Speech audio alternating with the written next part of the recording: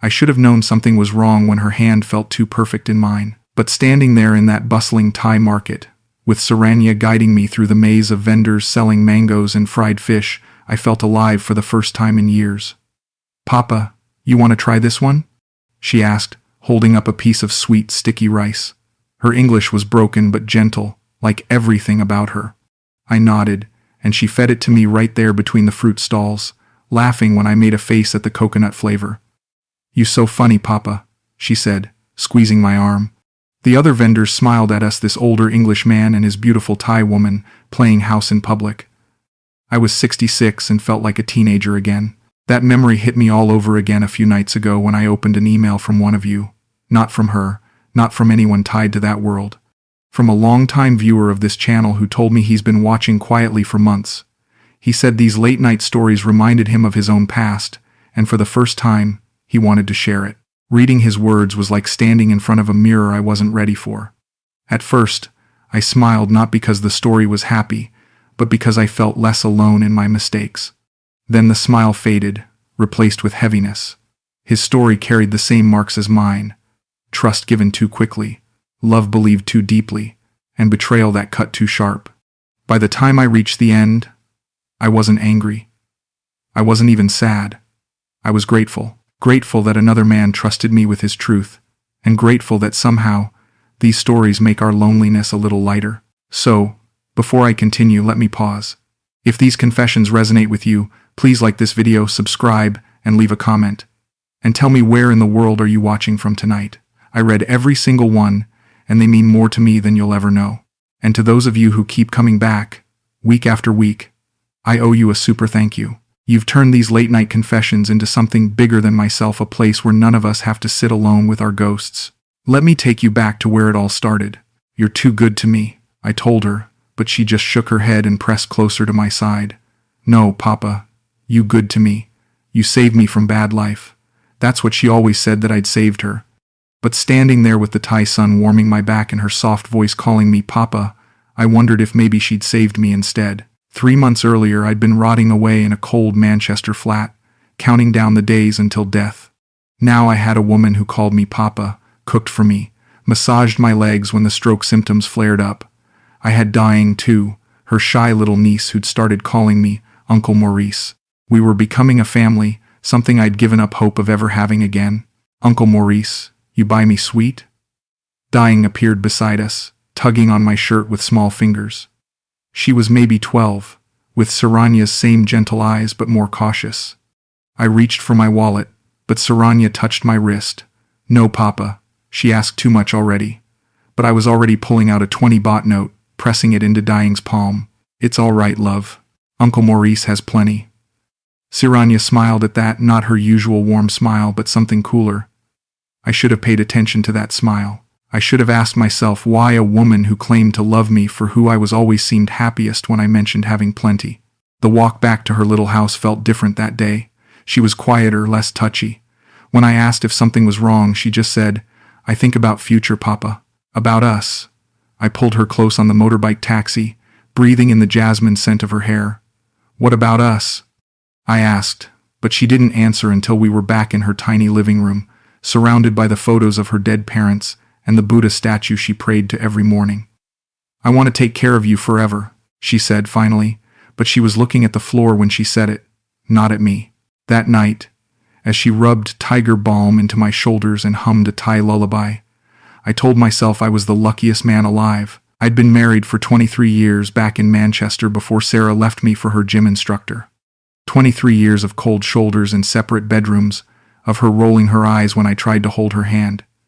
"You're pathetic, Maurice," she'd said the day she moved out. 64 years old and still acting like some lovesick boy. But Saranya made me feel like that lovesick boy was exactly who I was supposed to be. "Papa, you sleep now," she whispered, kissing the back of my neck. I wanted to turn around and tell her I loved her, but something held me back. Maybe it was the way she'd pulled away from my wallet at the market. Maybe it was how she'd gone quiet when I mentioned having plenty of money. Or maybe it was just the voice in my head that sounded suspiciously like my ex-wife, telling me I was too old and too stupid to recognize when someone was playing me for a fool. But I pushed that voice down and let myself drift off to the sound of Saranya's breathing. Tomorrow I'd wake up to the smell of her cooking pad Thai for breakfast. Tomorrow she'd call me Papa and tell me stories about her childhood in Aisin province while she painted my toenails because I couldn't reach them anymore. Tomorrow I'd be part of a family again, even if that family had started with a classified ad and a bank transfer to a caregiving agency in Bangkok. I should have known then that tomorrow was the first day of learning how much hope can cost a man.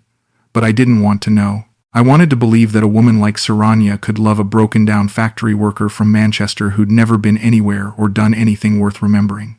I wanted to believe that family was something you could buy with pension money and good intentions. I wanted to believe I wasn't just another lonely old fool counting down to death in a foreign country. The morning I decided to move to Thailand permanently, I was sitting in my Manchester council flat, staring at the same four walls I'd been staring at for 2 years since Sarah left. The place smelled like microwave dinners and defeat. My stroke had been mild, but it left me with a limp and hands that shook when I got nervous. The doctors said I was lucky. It could have been much worse. Lucky. That's what everyone kept telling me. Lucky to be alive. Lucky to have a pension. Lucky to have my independence. But sitting there in that gray box of a flat, watching rain streak down windows that hadn't been properly cleaned in months, I didn't feel lucky. I felt finished. That's when Eddie from the community center mentioned the caregiving program.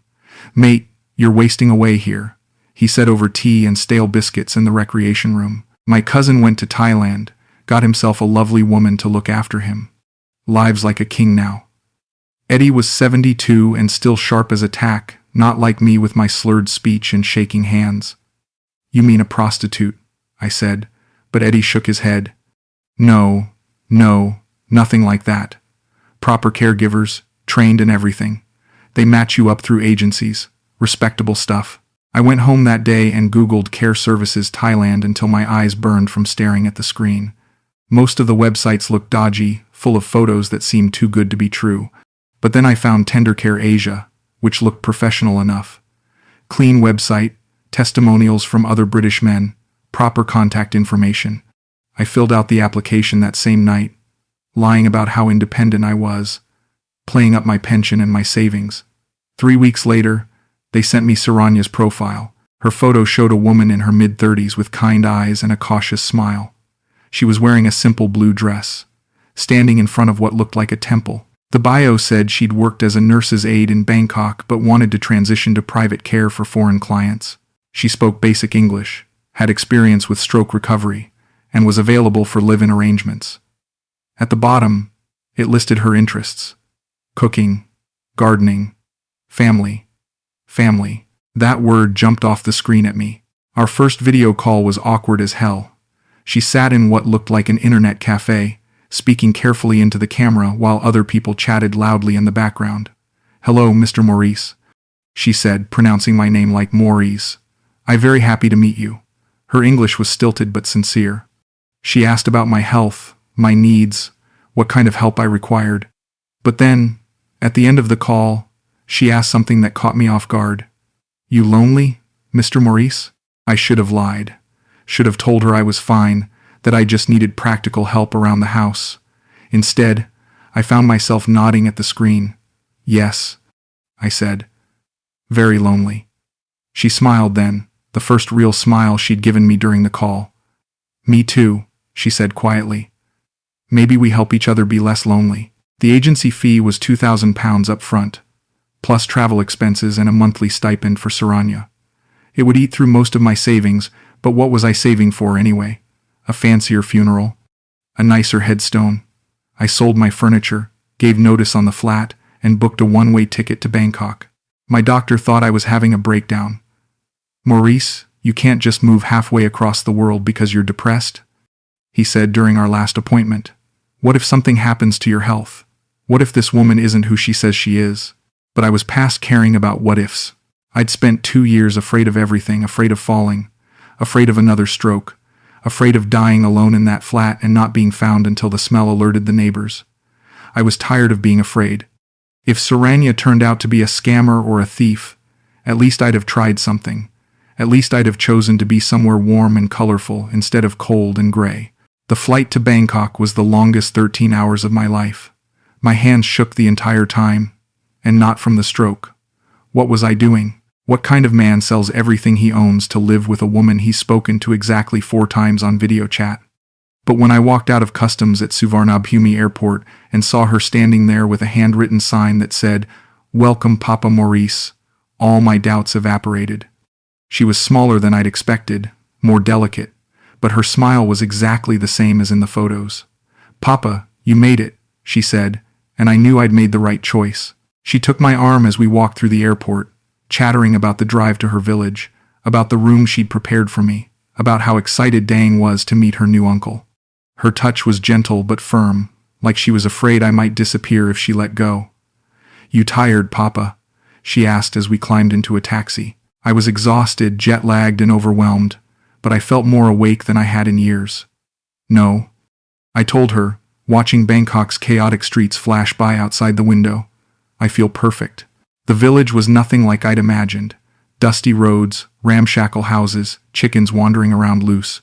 But Saranya's place was clean and tidy, with a small garden out back and a Buddha shrine by the front door. She'd prepared the spare bedroom with fresh sheets and a fan that actually worked.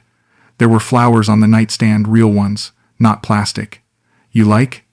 she asked, hovering nervously in the doorway. I sat down on the bed and felt the mattress dip under my weight.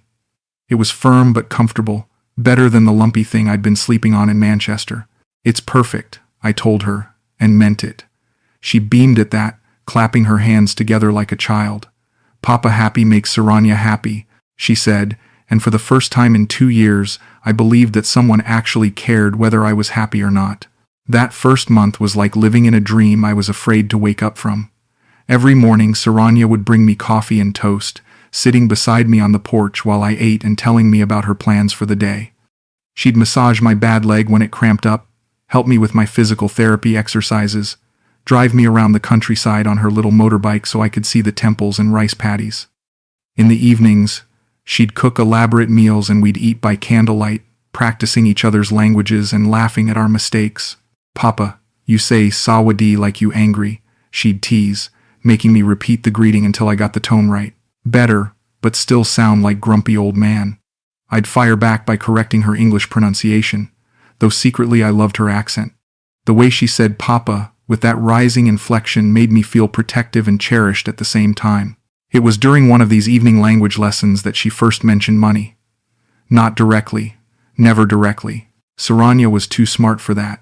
Instead, she talked about how worried she was about her finances, how the agency fee had been her entire savings. "I hope I do good job for Papa," she said, not quite meeting my eyes. "I need this work very much." I assured her she was doing more than a good job, that I'd never felt so well cared for. Then, because I'm an idiot who mistakes gratitude for love, I added, "Don't worry about money, Saranya. I have enough for both of us." Her face lit up at that, and she reached across the table to squeeze my hand. "Papa's so generous," she said. "I take good care of Papa's money, don't worry." At the time, I thought she meant she'd be careful with expenses. I thought she was being responsible, mature. I didn't realize she was telling me exactly what she planned to do with my pension. The next day, she suggested we go to the bank together to set up the monthly transfer. "More easy this way," she explained. "I handle all bills, all shopping, Papa no worry about money things." It made sense. My Thai was non-existent, the banking system was completely foreign to me, and Saranya knew how much things should cost. I signed the forms giving her access to my pension account without reading them properly. Why would I? She was taking care of me. She'd called me generous. She'd said she'd take good care of Papa's money. "Now, Papa can relax," she said as we walked out of the bank, her arm linked through mine. "Saranya handle everything." And she did handle everything. Bills, groceries, repairs to the house. She handled it so well that I barely saw any of it. When I asked about expenses, she'd show me a notebook with numbers written in Thai script that might as well have been hieroglyphics. "Very good price, Papa," she'd assure me. Saranya very careful with money. I trusted her completely. More than trusted her, I was falling in love with her. The way she'd curl up next to me while we watched Thai soap operas, translating the dramatic parts and laughing at my confused expressions. The way she'd sing softly while cooking, unconsciously swaying her hips to the melody. The way she'd take my arm when we walked through the market, proud to be seen with her Papa. I felt needed again. Important again. I felt like a man instead of a medical case study. It was around this time that Saranya started talking about our future together. Not in grand romantic terms, she was too practical for that. Instead, she'd make casual comments about how nice it would be to have a proper house instead of renting. How she'd always wanted to adopt a child, give someone the family she'd never had growing up, how she thought Papa would make a wonderful father figure for the right child. "You want family, Papa?" she asked one evening as we sat watching the sunset from her front porch. Dang was there too, doing her homework at the plastic table, while geckos chased moths around the porch light. More than anything, I admitted, and it was true. I'd always wanted children, but Sarah had put it off year after year until we were too old and too bitter to bring a child into our mess of a marriage. "Me too," Saranya said quietly. "Maybe we make family together someday." The idea took root in my mind like a fever.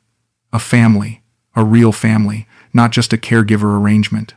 I'd be Papa not just as a term of endearment but as an actual father figure. We'd have a house with a garden where Dane could play. Maybe we'd adopt another child, or maybe Saranya had relatives who needed a home. I'd provide for them all, make sure they had everything they needed. I'd matter again.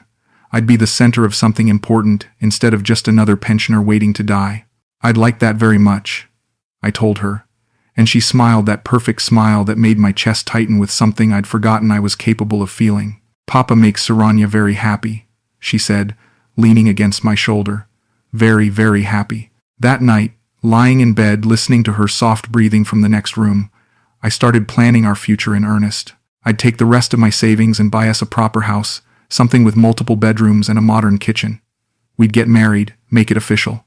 I'd sponsor her for a UK visa if she wanted to visit Manchester, show her where I grew up, or maybe we'd just stay in Thailand forever, growing old together in the warm sunshine while our adopted children brought us grandchildren to spoil.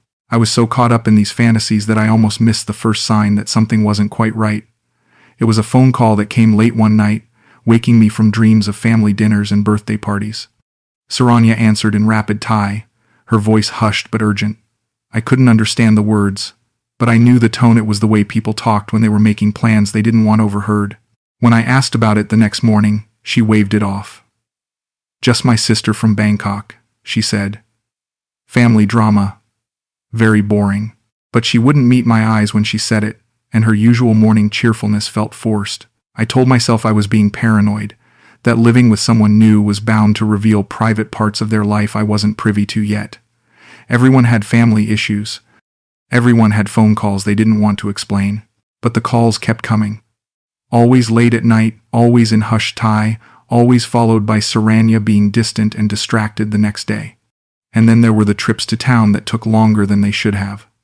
"Just running errands, Papa," she'd say, but bank visits didn't usually take 4 hours. Shopping for groceries didn't require dressing up in her best clothes and her nicest jewelry. I started paying attention to her moods, trying to read the signs. She was happiest when we talked about money, about the house we'd buy, the security we'd provide for dying, the comfortable life we'd build together. She was most distant when I asked about her past, her family, her life before we met. "Past is past, Papa," she'd say whenever I tried to dig deeper. "Only future matters now." The future she had in mind became clearer when she brought me property listings. Real estate ads clipped from Thai newspapers, photos of houses that looked like mansions compared to her current place. "This one very nice, Papa," she'd say, pointing to a 2-story house with a swimming pool. "Good for family." The prices made my eyes water. 500,000 baht, 600,000, some even more. My entire pension would barely cover the down payment on these places. "Maybe we should start smaller," I suggested, but Saranya's face fell. "Papa no want nice house for Saranya?" she asked, and suddenly I felt like the selfish one. Here was this woman who'd been taking care of me, who'd given up her own independence to make me feel valued and loved, and I was haggling over money. "Of course I want you to have a nice house," I said quickly. "I want you to have everything." Her smile returned, brighter than before. "Papa so good to Saranya," she said, kissing my cheek. "We find perfect house, make perfect family." That afternoon, she took me to see the most expensive property on her list, a sprawling compound with multiple buildings, fruit trees, and a fish pond. The asking price was 800,000 baht, more money than I'd ever imagined spending on anything. "Is beautiful, yes, Papa?" Saranya asked, walking through the main house like she already owned it. This room for you, this room for me. Here we put dying. This room for new baby when we adopt. She had it all planned out. Every detail of our future life in this expensive house that would leave me completely broke. It's lovely, I said, because it was. And because when I imagined waking up every morning in a house like this, with Saranya making coffee in that gorgeous kitchen while children played in the garden, it felt like the life I'd always been meant to have. How much would we need for a down payment? Only 500,000 baht, she said, as if that was pocket change. Papa has enough, yes? I thought about my savings account, the money I'd been carefully hoarding for emergencies and end-of-life care. It was almost exactly 500,000 baht when converted from pounds. Enough for the down payment, but it would leave me completely dependent on my monthly pension for everything else. If anything went wrong, if my health declined or the exchange rate shifted, I'd have nothing to fall back on. But looking at Saranya's hopeful face, imagining disappointing her, imagining losing the only real happiness I'd found in years, it seemed worth the risk. Yes, I said. Papa has enough. The expression that crossed her face then should have been a warning. It wasn't joy or gratitude or relief. It was something colder, more calculating. The look of someone whose gamble had finally paid off, but I was too caught up in playing the generous provider to recognize it for what it was. I was too busy feeling important and needed and loved to notice that Saranya's affection always seemed to peak right after I'd agreed to spend money. Papa makes Saranya so happy, she said, throwing her arms around my neck. We have beautiful life in beautiful house. Papa never be lonely again. And as I held her in that empty house that would soon be ours, I believed every word she said. I believed we were building something together, something that would last. I believed that love could be bought with pension money and good intentions. I should have believed the cold look in her eyes instead. The money transfer took 2 days to process. 2 days of Saranya being more attentive than ever, cooking my favorite meals and massaging my shoulders while we talked about furniture shopping and housewarming parties. She'd already called the real estate agent, she told me. The owner was willing to accept our offer if we could move quickly. He has other interested buyers, she explained, but he likes Papa very much, thinks we will take good care of his house. I signed the bank papers on a Wednesday morning, authorizing the largest financial transaction of my life. The money would go into escrow while the legal paperwork was processed, Saranya explained. It would take a few weeks to finalize everything, but then we'd have the keys to our new home, our family home. Soon, Papa, she said, squeezing my hand as we walked out of the bank. Soon we have everything we dreamed about. That same afternoon she told me she needed to go to Bangkok for a few days. Paperwork for house, she said, packing a small suitcase with her nicest clothes. Have to meet with lawyers, sign documents, very boring legal stuff. I offered to come with her, but she shook her head. Too much walking, too much stress for Papa. Better you rest here, take care of yourself. Saranya handled business things. She left that evening on a bus to Bangkok, promising to call every day to update me on the progress. The house felt impossibly empty without her. I'd gotten used to her constant presence, her voice filling the silence, her routines giving structure to my days. Sitting alone on the porch that first night, listening to the insects chirp in the darkness, I realized how completely I'd come to depend on her for everything, not just practical help, but emotional stability. Without Saranya, I was just a sick old man in a foreign country, counting down the hours until she returned. She did call the next day, though briefly. Everything going well, Papa, she said over what sounded like traffic noise. Lawyers very helpful, should be finished soon. But when I asked for details, which lawyers, which documents, when exactly she'd be back, her answers were vague. Papa worry too much, she said. Saranya handle everything. You just rest and wait for good news. The second day, the call was even shorter. Bad connection, she said, lots of meetings. The third day, she didn't call at all. When I tried her number, it went straight to voicemail. By the fourth day, I was pacing the house like a caged animal, inventing scenarios to explain her silence. Maybe she was sick. Maybe there were complications with the legal paperwork. Maybe her phone was broken or stolen. I didn't want to consider the other possibility, the one that made my stomach clench with anxiety. Maybe there was no house deal. Maybe there were no lawyers. Maybe Saranya had taken my 500,000 baht down payment and disappeared into the anonymity of Bangkok's 8 million people. On the 5th day, Dayang appeared at the front door. She looked nervous, fidgeting with the hem of her school uniform. "Uncle Maurice," she said in careful English, "I have message from Aunt Saranya." My heart jumped. "Is she all right? When is she coming home?" But Dayang just shook her head and handed me a folded piece of paper. The note was written in Saranya's careful handwriting. "Papa, house deal taking longer than expected. Have to stay Bangkok maybe 1 more week. Don't worry about Saranya. Take care of yourself. Love." It should have been reassuring, but something about the formal tone, the careful word choices, made it feel like a form letter, like something you'd write to put someone off without actually lying to them. "Dang," I said carefully.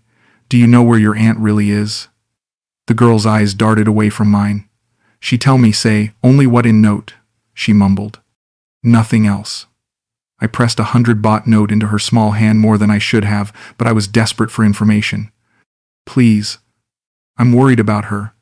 Is she in trouble?" Dayang looked at the money, then back at me with an expression older than her 12 years. "Uncle Maurice," she said quietly, "Aunt Saranya not always tell truth about where she go." Before I could ask what she meant, she was already running back down the dusty road, leaving me standing in the doorway with more questions than answers.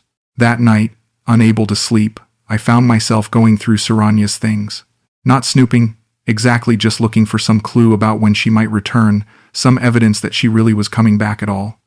Her closet was mostly empty, but she'd left behind some everyday clothes and toiletries. Good sign, I told myself. No one abandons their toothbrush unless they're planning to come back for it. But in the pocket of a jacket she'd worn to the bank, I found something that made my blood run cold. A business card for a hotel in Bangkok, not a cheap backpacker place, but somewhere expensive, somewhere you'd take someone you wanted to impress. The card was creased from handling, and there was a phone number written on the back in handwriting I didn't recognize. A man's handwriting, bold and confident. I stared at that card for an hour, turning it over in my hands, trying to convince myself it meant nothing. Maybe it was from an old job. Maybe a friend had recommended the hotel for legitimate business meetings. Maybe I was letting paranoia and loneliness twist innocent evidence into proof of betrayal. But when I called the hotel the next morning and asked if they had a guest named Saranya, they confirmed she'd been staying there for the past 4 days. "Would you like to be connected to her room?" the desk clerk asked in perfect English. I almost said yes. Almost asked to speak to the woman I'd given 500,000 baht and 2 years of my life to. Instead, I hung up without saying another word. She wasn't handling legal paperwork. She wasn't meeting with lawyers about our house. She was staying in an expensive Bangkok hotel, apparently with someone who could afford the kind of place I could never even dream of setting foot in. While I sat alone in her village house, counting the hours until her return, she was living a completely different life with people I didn't know existed. I should have been angry. Should have felt betrayed, used, stupid. Instead, I just felt hollow, like someone had reached into my chest and scooped out everything that made me feel human. The house, the family, the future we'd planned together, all of it was dissolving like sugar in rain, leaving nothing but the bitter taste of my own desperation. That evening, as I sat on the porch watching the sun set over rice paddies that suddenly felt alien and hostile, I finally admitted what I'd been avoiding for weeks. I'd bought a fantasy with my pension money. I'd paid a woman to pretend to love me, to call me Papa, to make me believe I could still matter to someone. And now the fantasy was crumbling, leaving me more alone than I'd ever been in my life. The worst part wasn't losing the money, though that stung badly enough. The worst part was realizing how easily I'd been played, how quickly I'd handed over my independence, my security, my self-respect to a woman who saw me as nothing more than a walking pension check. I'd been so starved for affection, so desperate to feel needed, that I'd ignored every warning sign and red flag. When Saranya finally returned a week later, I was ready for her. Ready with questions, demands, accusations. Ready to confront her about the hotel, about the lies, about whatever game she was playing with my money and my heart. But when she walked through that door, looking tired and apologetic, carrying a small bag of Bangkok street food as a peace offering, all my prepared anger crumbled. "Papa, I'm so sorry to worry you," she said, rushing to embrace me. "Legal things very complicated, take much longer than expected, but good news, house deal almost finished. Maybe 2 more weeks and we get keys." She smelled like expensive perfume and unfamiliar soap. Her clothes were nicer than anything she'd owned when she left, but her smile was the same, warm and convincing, and I wanted so badly to believe her that I almost did. "I missed you," I said instead of all the things I should have said, because despite everything, the lies, the suspicious disappearances, the growing certainty that I was being taken for the ride of my life, I had missed her. Missed her voice, her touch, her presence filling the empty spaces in my day. Missed feeling like someone's papa, even if papa was just another word for fool.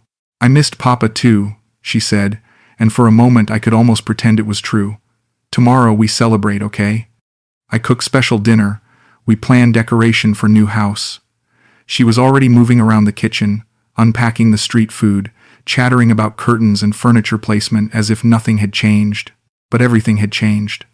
I knew now that the woman I'd fallen in love with was a performance, carefully calibrated to extract maximum financial benefit from a lonely old man's desperation.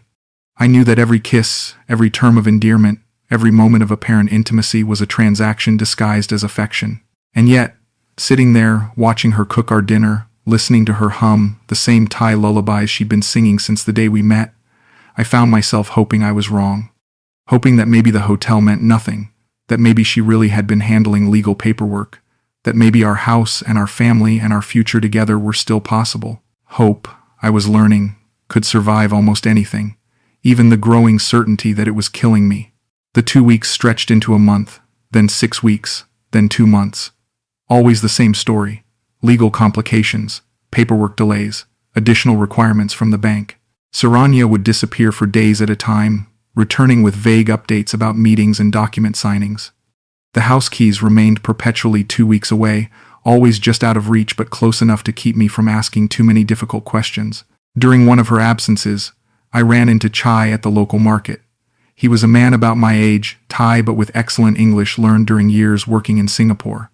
We'd nodded to each other around the village but never really talked. This time, though, he approached me directly.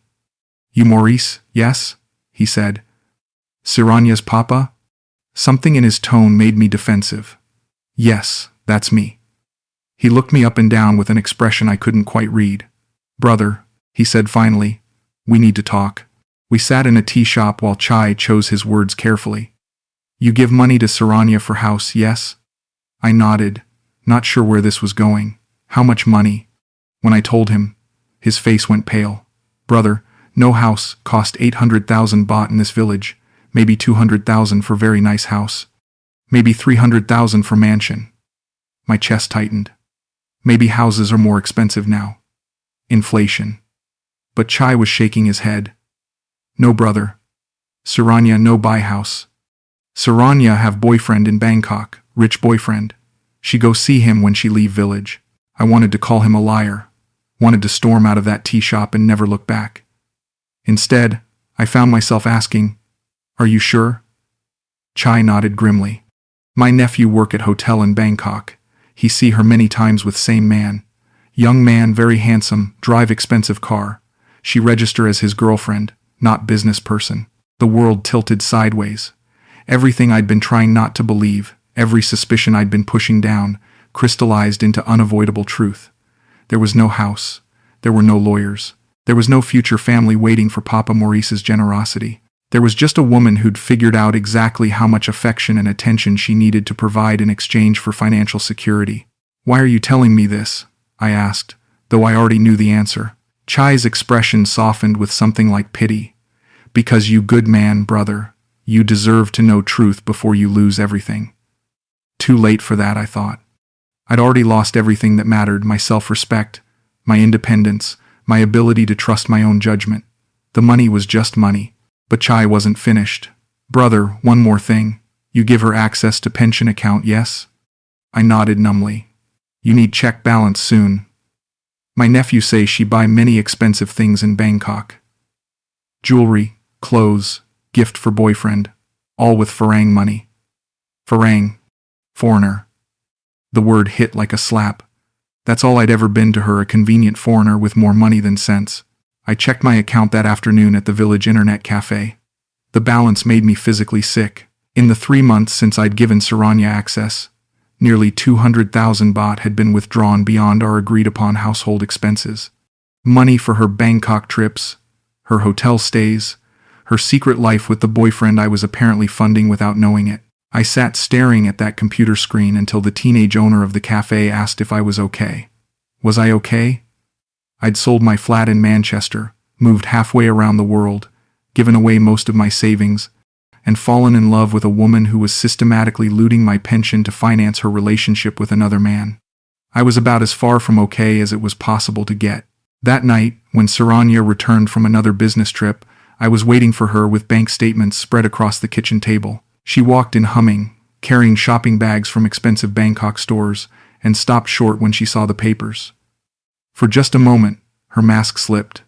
I saw calculation in her eyes, rapid mental arithmetic as she figured out how much I knew and how much she could still salvage. "Papa, what is this?"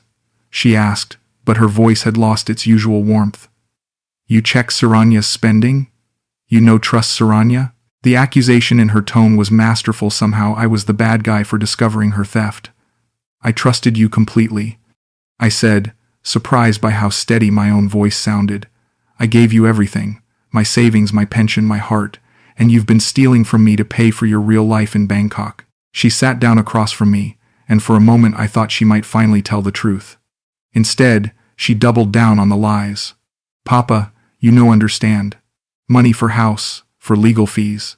Very expensive process in Thailand. But when I asked for receipts, for documentation, for any proof that our house purchase was real, she couldn't produce anything. Papers with lawyer," she said. "I bring next week." "There is no lawyer," I said quietly. "There is no house. There's just you and your boyfriend and my pension money paying for it all." Her face went blank then, all pretense of affection evaporating like morning mist. "You talk to village people," she said, and it wasn't a question. "They tell lies about Saranya, make Papa think bad things." "So there's no boyfriend?" I pressed. "No hotel in Bangkok? No expensive gifts bought with money you stole from me?" She stood up abruptly, knocking over her chair. "Saranya no steal nothing.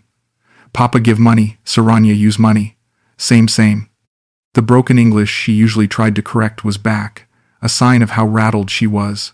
"I gave you money for our house, for our family, not to fund your secret relationship." My voice was getting louder, years of buried anger finally breaking free. "You made me believe you loved me. You called me Papa. You let me think we were building something together.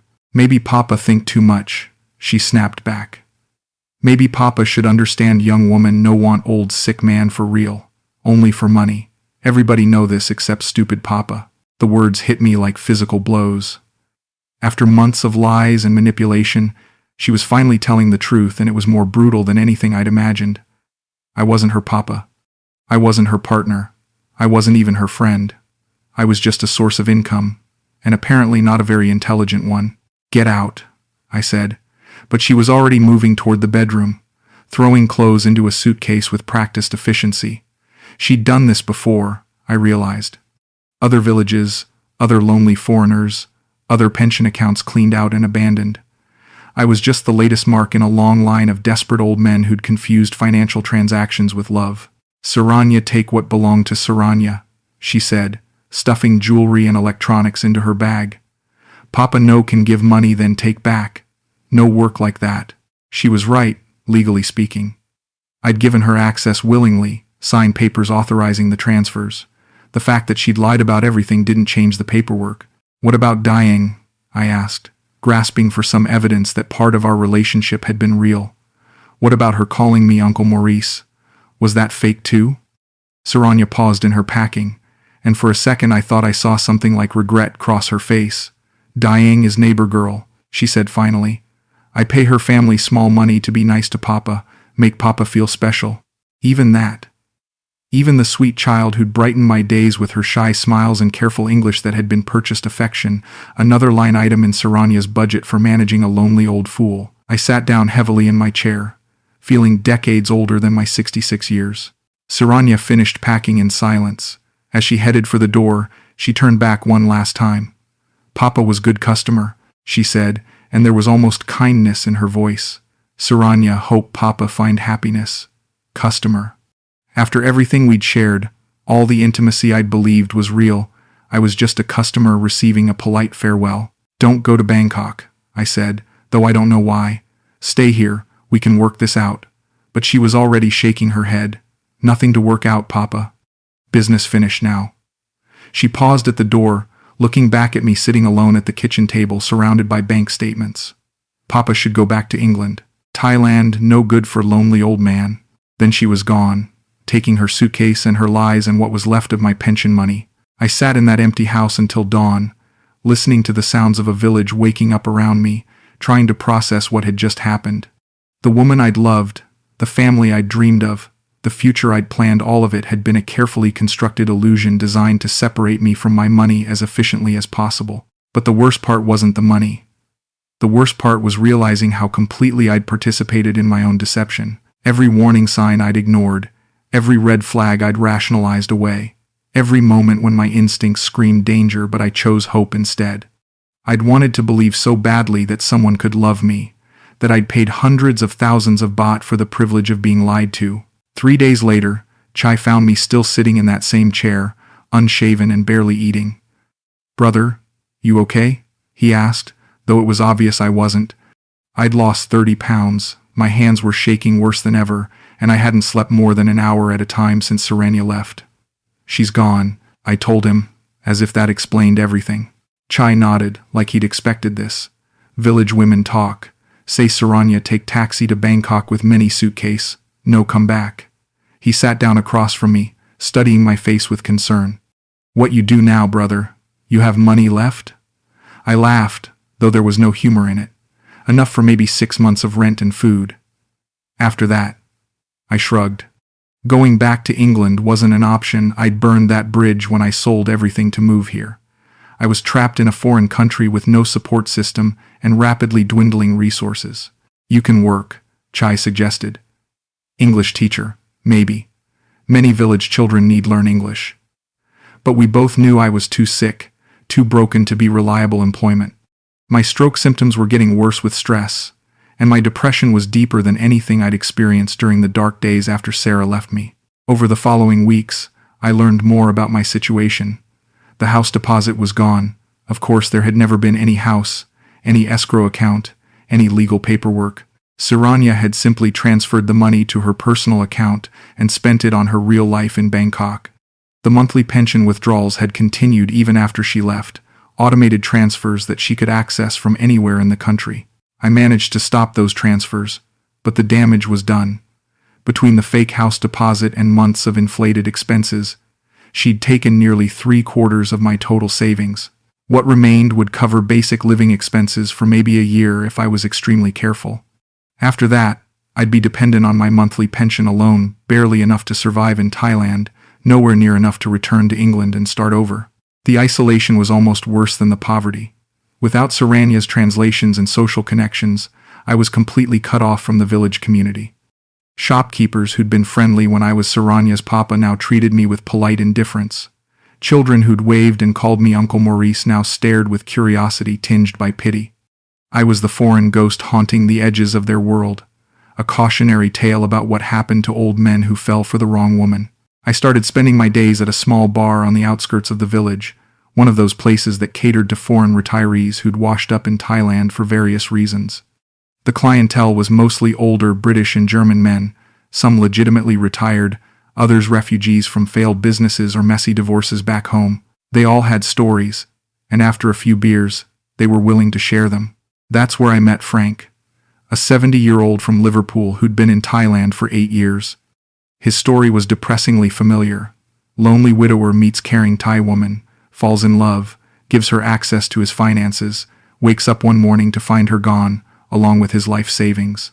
The thing is, Frank told me over warm Chang beer, part of me still misses her, still looks for her face in crowds, still hopes she might come back and explain it all away. There were others. Derek from Cardiff, who'd lost his house deposit to a woman who claimed to need surgery for her sick mother. Hans from Munich, whose fiancée had disappeared the day before their wedding, taking his savings and the gold jewelry he'd bought for the ceremony. We were a support group of the emotionally conned, united by our shared stupidity and stubborn refusal to go home and admit defeat. "You can't stay angry forever," Frank advised during one of our drinking sessions. "Anger will eat you alive out here. Better to accept you got schooled and try to learn something from it. But I wasn't angry anymore. Anger required energy I didn't have. Instead, I felt empty, hollowed out, like a man-shaped shell going through the motions of living without any real purpose. The worst moments came at night, lying alone in the bed Saranya and I had shared, staring at the ceiling fan, and replaying every conversation, every kiss, every moment when she'd called me Papa with that perfect mixture of affection and respect. Had any of it been real? Even the smallest gestures, the way she'd squeeze my hand during Thai movies, the careful way she'd cut my toenails when arthritis made it impossible for me to reach them, myself, had those been acts of professional service rather than genuine care? I found myself wondering about her real life, the one she'd hidden from me so carefully. What was her boyfriend like? Was he young and handsome and everything I could never be? Did she laugh with him the way she'd laughed with me? Or had that laughter been reserved for business hours only? Did she tell him stories about the pathetic old foreigner who'd funded their lifestyle? Or was I too insignificant to merit discussion? 6 months after Saranya disappeared, I was down to my last 50,000 baht and facing some hard choices. I could try to stretch it for another few months of basic survival, or I could use it to buy a plane ticket back to England and throw myself on the mercy of social services. Neither option held much appeal. England meant admitting complete failure, returning to the grey council flat existence I'd fled from. But staying in Thailand meant slow starvation, gradual decline, eventual death in a country where I'd never really belonged. That's when I got the letter. Not from Saranya, I knew better than to hope for that. Instead, it was from a legal firm in Bangkok, written in formal English and Thai. According to the letter, Saranya had been arrested for immigration fraud and multiple counts of financial deception involving foreign nationals. She was in custody awaiting trial, and the authorities were attempting to recover funds for her victims. I should have felt vindicated. Should have been happy that she was finally facing consequences for her actions. Instead, I felt a strange mixture of sadness and relief. Sadness because it confirmed that our entire relationship had been criminal fraud rather than just personal betrayal. Relief because it meant I wasn't the only one. There had been other lonely foreigners, other fabricated love stories, other pension accounts drained to fund her real life. The letter included a phone number for victims to report financial losses. I called it the next day, spending an hour on the phone with a bored-sounding clerk who took down the details of my case. How much money had been stolen? What promises had been made? Did I have documentation of the transfers? The questions were clinical, businesslike, reducing the most intense emotional experience of my later years to a series of line items on a police report. You might recover some portion of the funds, the clerk told me, but these cases are complicated, could take years to resolve, and there's no guarantee of any specific outcome. Years. I didn't have years to wait for maybe getting back a fraction of what Saranya had taken. I needed solutions now, not distant possibilities of partial justice. But something about that phone call shifted my perspective. For months, I'd been carrying the weight of my own stupidity, the shame of being so thoroughly deceived. Learning that Saranya was a professional criminal, that what had happened to me was part of a systematic pattern rather than personal failure, didn't excuse my gullibility, but it made it easier to understand. I wasn't a uniquely foolish old man who'd fallen for the first pretty face that smiled at him. I was the victim of a sophisticated operation designed to exploit the specific vulnerabilities of lonely foreign retirees. Saranya had probably studied men like me, learned exactly what we needed to hear, practiced the gestures and phrases that would make us feel valued and loved. What I'd experienced as spontaneous affection had been carefully scripted performance. This realization didn't make the loss hurt less, but it made it feel less personal. Saranya hadn't singled me out for deception because she found me particularly pathetic or gullible. She'd targeted me because I fit a demographic profile. Older, recently divorced, financially comfortable but emotionally starved. I was a type rather than an individual, and she'd played that type like a violin. Over the following weeks, I found myself thinking differently about our time together. Instead of torturing myself with questions about which moments had been real, I started accepting that none of it had been real in the way I'd understood it. Saranya's kindness, her affection, her apparent desire for family, all of it had been professional service, performed with skill but ultimately as artificial as the house purchase that had never existed. This didn't make me feel better exactly, but it made me feel clearer. For the first time since she'd disappeared, I could think about the future without being paralyzed by regret about the past.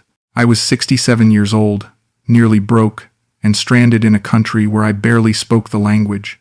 But I was still alive, still capable of making choices about what came next. I moved out of Saranya's house and into a tiny studio apartment closer to town. Cheaper rent, walking distance to the market and the internet cafe, no memories lurking in every corner. I started teaching basic English to village children, earning just enough to supplement my pension and keep food on the table. The work was exhausting and often frustrating, but it gave structure to my days and reminded me that I still had something useful to offer the world. Frank from the bar helped me set up a small garden behind my apartment building.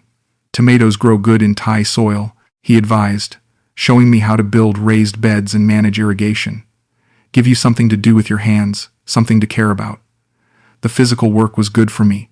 Better than sitting around replaying conversations with a woman who'd never existed in the first place. Gradually, I built a routine that didn't revolve around waiting for someone to come home. Morning English classes, afternoon gardening, evening meals shared with other expat retirees who'd washed up on Thailand's shores for various reasons. It wasn't the family life I'd dreamed of, but it was community of sorts. We looked after each other in small ways, sharing resources and conversations and the occasional emergency trip to the hospital when someone's health took a turn. I never stopped missing what I'd thought I had with Saranya, but I learned to distinguish between missing her and missing the idea of her. The warmth, the companionship, the sense of being needed, those things were real emotions I'd experienced, even if they'd been triggered by manufactured circumstances. The love I'd felt was genuine, even if its object had been an illusion. Sometimes, late at night, when the bar crowd had gone home and I was walking back to my apartment through quiet village streets, I'd catch myself scanning faces in the darkness. Not looking for Saranya, I knew she was in a Bangkok prison and unlikely to return to this part of Thailand even if she was released. But looking for something, some possibility of connection that wouldn't cost me everything I had left. A year after she disappeared, I was tending my tomato plants when a young Thai woman approached my garden. She was maybe 30, dressed in the simple clothes of someone who worked hard for modest wages. "Excuse me," she said in careful English. "You are teacher Maurice?" I nodded, wondering if she wanted to discuss her child's progress in my classes. "My name is Niran," she continued. "I hear you have trouble with women who take your money." Word traveled fast in small villages, and my story had become local legend, a cautionary tale told to warn other foreigners about the dangers of trusting too quickly. "I'm sorry for your loss," Niran said, and something in her tone made me look up from my plants. "Thank you," I said, though I wasn't sure why she was bringing it up. She seemed to be struggling with how to continue the conversation. Finally, she said, "My mother very sick. Need medicine but family have no money. I wonder, you maybe need help with house cleaning, cooking. I work hard, honest price." I studied her face, looking for signs of calculation or manipulation. But all I saw was worry and hope, and the kind of desperation that comes from watching someone you love suffer while being unable to help. "How sick is your mother?" I asked, and she launched into rapid explanation about diabetes complications and expensive insulin and medical bills that had consumed her family's savings. Every instinct I'd developed over the past year screamed danger. Another Thai woman with a sob story and financial problems, approaching the naive foreigner who'd already proven how easily he could be taken advantage of. I should have politely declined and gone back to my gardening. Should have protected what little I had left. Instead, I found myself saying, I could use help with the cooking. My hands shake too much for complicated recipes. The smile that lit up her face was worth the risk of being wrong about her motives. "Oh, thank you, Kun Maurice. I cook very good Thai food, clean house, take good care of everything." We negotiated a reasonable wage for part-time domestic help, and she started the next week. Unlike Saranya, Niran was exactly what she claimed to be, a hard-working daughter trying to support her sick mother through honest labor. She cooked simple, delicious meals, kept my small apartment spotless, and chatted about her family and her dreams while she worked. There was no romance, no talk of building a life together, no requests for access to my bank account. Just practical help exchanged for fair payment, with respect and kindness on both sides. It was the most honest relationship I'd had with a Thai woman since moving to the country. When Niran's mother died 6 months later, I attended the funeral and contributed what I could to the expenses. Not because I was trying to buy affection or create obligation, but because it felt like the right thing to do for someone who'd become a friend. The gratitude in Niran's eyes was real, uncomplicated by ulterior motives or hidden agendas. Kun Maurice, very good man, she told me after the ceremony. My mother say Buddha will bless you for helping our family. I didn't believe in Buddhist karma any more than I believed in Christian salvation, but I appreciated the sentiment. It felt good to be valued for simple human decency rather than financial resources. 2 years after Saranya's disappearance, I received another letter from the legal firm in Bangkok. She had been convicted and sentenced to 5 years in prison for fraud charges involving 7 foreign victims. The total amount stolen was over 2 million baht, distributed among men from England, Germany, Australia, and the United States. I'd actually gotten off relatively lightly compared to some of the others. The letter also informed me that approximately 40,000 baht had been recovered from Saranya's accounts and would be distributed among her victims. My share would be about 6,000 baht, not even close to full restitution, but enough to buy groceries for a couple of months. I deposited the check without ceremony, another small step in the long process of putting my life back together. Sometimes I wondered what Saranya was doing in prison, whether she thought about the men she'd deceived, whether she felt any remorse for the damage she'd caused. Probably not. From her perspective, she'd been running a business, exploiting a market opportunity created by lonely foreign men with more money than sense. The fact that we'd confused commercial transactions with emotional relationships was our problem, not hers. I couldn't hate her anymore. The anger had burned out long ago, leaving behind something more complex. Understanding mixed with sadness, regret tempered by hard-won wisdom. She'd given me exactly what I'd paid for the illusion of being loved, the fantasy of building a family, the temporary experience of mattering to someone. That it had all been fake didn't change the fact that I'd felt genuinely happy for those few months. Maybe that was worth something, even at the price I'd paid. Maybe the mistake wasn't falling for Saranya's performance, but expecting it to last forever. Maybe lonely people were always going to be vulnerable to those who promised to cure their loneliness, regardless of the cost or consequences. On my 70th birthday, Frank and the other bar regulars threw me a small party. We sat on plastic chairs under string lights, drinking warm beer and telling the same stories we'd been telling for years. The conversation inevitably turned to the women who'd brought us to Thailand and the various ways they'd broken our hearts or cleaned out our bank accounts. You know what I learned?